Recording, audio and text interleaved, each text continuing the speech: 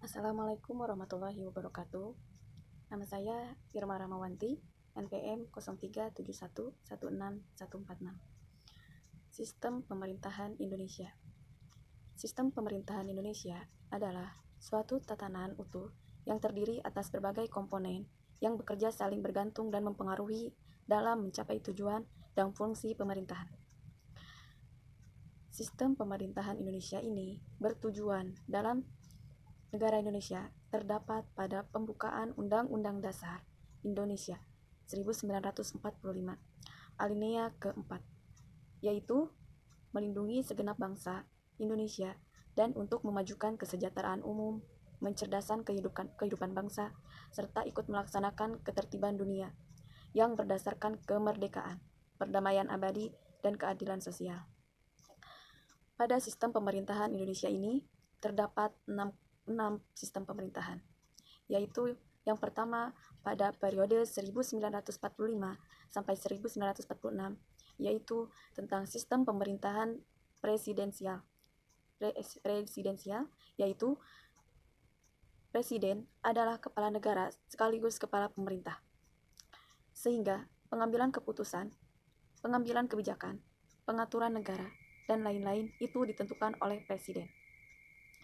Yang kedua, pada periode 1949 sampai 1950, yaitu sistem pemerintahan parlementer semu. Bisa disebut juga dengan kuasi parlementer, yaitu dengan ditetapkan konstitusi RIS, sistem pemerintahan yang digunakannya adalah parlementer. Namun karena tidak seluruhnya ditetapkan, maka sistem pemerintahan ini disebut parlementer semu. Yang ketiga, periode 1950 sampai 1959 menggunakan sistem pemerintahan parlementer, yaitu sebuah sistem pemerintahan yang parlemennya memiliki peranan penting dalam pemerintahan. Nah, dalam hal ini, parlemen memiliki wewenang dalam meningkatkan Perdana Menteri, dan parlemen pun dapat menjatuhkan pemerintahan.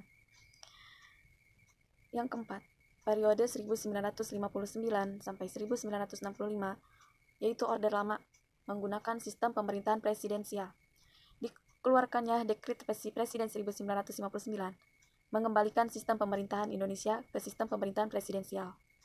Yang kelima, periode 1966 sampai 1998, periode baru, menggunakan sistem pemerintahan demokrasi Pancasila, yang dimana pemerintahan cenderung otoriter dan Pancasila dijadikan instrumen untuk melanggarkan kekuasaan gerakan reformasi pada 1998.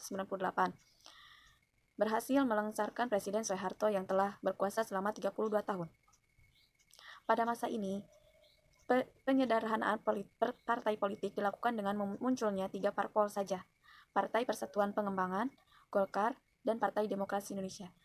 Itu yang disebut dengan 3 parpol. Yang keenam, periode 1998 sampai sekarang saat ini, yang disebut pasca Orde Baru, menggunakan sistem pemerintahan presidensial.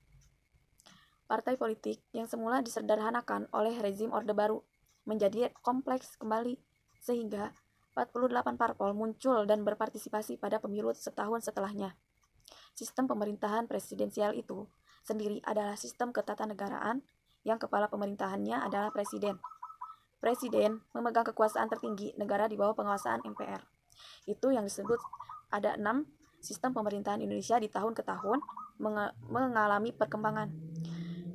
Secara luas berarti, sistem pemerintahan menjaga kestabilan masyarakat, menjaga tingkah laku kaum mayoritas maupun minoritas, menjaga pondasi pemerintahan, menjaga kekuatan politik, pertahanan, ekonomi, keamanan secara sempit.